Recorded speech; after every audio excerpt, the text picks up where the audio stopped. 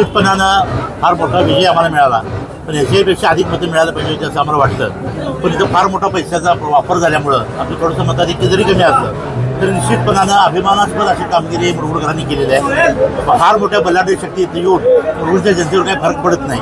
कितीही पैशाचा ढिगारा जरी आला तरी मुरगुडची जनता त्याला लाताडते. हा अनुभव या निमित्तानं आला. कुठेतरी 1478 मतांनी आपला विजय झाली. मतं कुठेतरी कमी आहेत असं आपल्याला वाटतं. निश्चितपणे वाटते किमान 2000 पेक्षा जास्त मतांनी निवडून यायला पाहिजे होतो. पण प्रचंड पैशाचा वापर आमच्या विरोधकांनी केला, त्यामुळे आमचं मताधिक्य थोडंसं घटलं तरी सुद्धा बहादर स्वाभिमानी मुरगुडकरांनी आमचा विजय साध्य केला. पूर्वीचे नगराध्यक्ष जे होते ते नगरसेवक पदासाठी आता उभा होते, पण त्यांचा देखील या निवडणुकीमध्ये पराभव झालाय. काय आपण सांगा? खरं म्हटलं तर तो माझा विद्यार्थी आहे, माझा शिष्य आहे. अहंकारी वृत्ती आणि आताताईपणा यामुळे त्याचा पराभव झाला.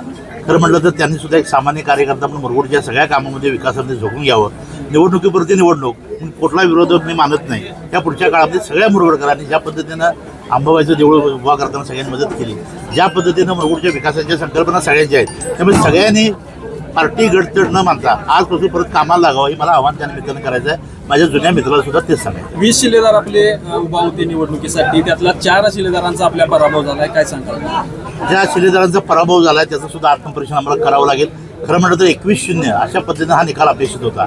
थोडेसे 4 आले ते सुद्धा मला धक्कादायक आहे. विशेषतः आमच्या नामदेवराव मेडकेंचा जो पराभव झाला, दीड आल्याने सिंह गेला, अशी आमची अवस्था जरी झाली असली तर निश्चितपणानं या सगळ्या पैशाच्या ढिगारावर दबावावर मोठमोठे मंत्री आणि महोदय काय काय ते गेले, त्यांना हा एक सफरा काय असं मला वाटतं. मुरगुडमध्ये जरी आपला विजय झाला असला तरी कागलमध्ये आपला पराभव झालाय. काय सांगाल? कागलमध्ये जरी पराभव झाला असला तर निश्चितपणानं स्वाभिमानी जनता कागलमध्ये आमच्या मागे उभा राहिली.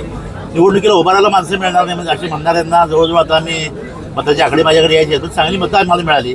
आणि हा सगळा जो मताधिक्य मिळालं की कागलच्या जनतेचा स्वाभिमानाचा विषय आहे. हा विजय मुरगुड आणि कागलच्या नगरपालिकेचा विजय पुढच्या जिल्हा परिषद पंचायत समितीचा अधिक ताकदीनं पुढे येईल आणि सामान्य जनता सुद्धा आता सगळा दबाव झुगारून या निमित्तानं लोकशाहीच्या पद्धतीनं या यात्रेमध्ये सामील होते. नगरपालिका निवडणुकीच्या अनुषंगानं आपल्याला एकटे पाडण्याचा देखील प्रयत्न झाला आणि आपण मुरगुडच्या विजयानंतर आपण दाखवून दिलं की आपण एकटे नाहीत. काय सांगा? कैलासवासी माझे वडील कैलासवासी सदाशिवराव मंडिक साहेब त्यांचं एवढं प्रचंड काम या तालुक्यामध्ये जिल्ह्यामध्ये आहे की आम्हाला कोणी एकटं पाडू शकत नाही. आणि जर एकटं पाडतो म्हटलं तर जनता कशी उभारते याचं मला वाटतं एक झलक या निमित्तानं दिसून आली. आणि विरोधकाच्या मला जास्त काय म्हणायचं नाही. काय तो शाहिस्तेखानाची बोटं आम्ही तोडलेत, आता बघू पुढच्या काळात काय करायचं.